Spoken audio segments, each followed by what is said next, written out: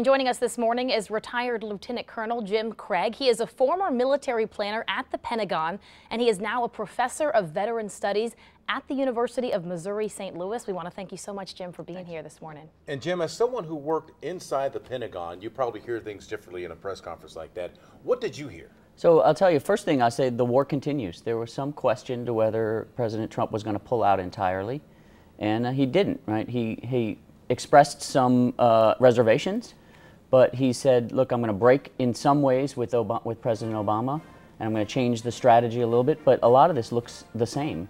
And from a military officer's perspective, from a planner's perspective, we got to start planning troop rotations, more troop rotations. And I know, Jim, a couple of the things that stood out to me in what he said was the quote that we heard him say just there about we are not nation building, we are killing terrorists. And then he also said America will work with the Afghan government, but our commitment isn't unlimited, and it's also not a blank check. What does that tell you about his plan and any shifts that he was pretty vague. What it looks to me like he's done is he's really let the military make some decisions here.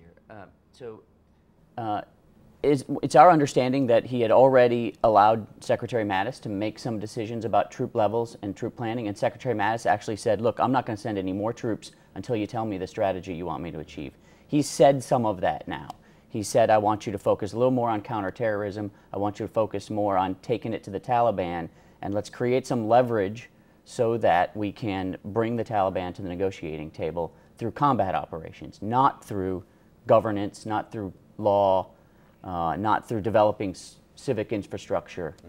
The problem is you end up having to do that stuff anyway because that's the stuff that they need in Afghanistan. And so the troops are going to get put in a slightly odd situation, but I think they're happy to have some new authorities and loosened rules of engagement. We heard the words, and very powerful. So what happens now when it comes to actions? What should we expect to see from the Pentagon in the coming weeks and months? So I think you should watch the reports on what the number of troops that are getting deployed and the type of troops that are getting deployed. So if we stick at the 4,000 number, which has been kicked around in the media, that is about a 50% increase in the number of troops that are there now. But the real question is what types of troops? Are we sending combat soldiers there, or are we sending sergeants and officers and trainers? If we're sending more combat soldiers, then you're going to see an uptick in escalation in forces, an uptick in violence. If you see more trainers, hopefully we can get the Afghanis to do some of that for us. We already know how deadly this war has been. It has. We've been asking viewers this morning if you agree with the plan to leave troops in Afghanistan. So far, 64% of viewers say yes. Yeah. All right, Jim, we want to thank you so much for your time and for being here this morning. Thank you. Thank you. Really appreciate your insight on these things. And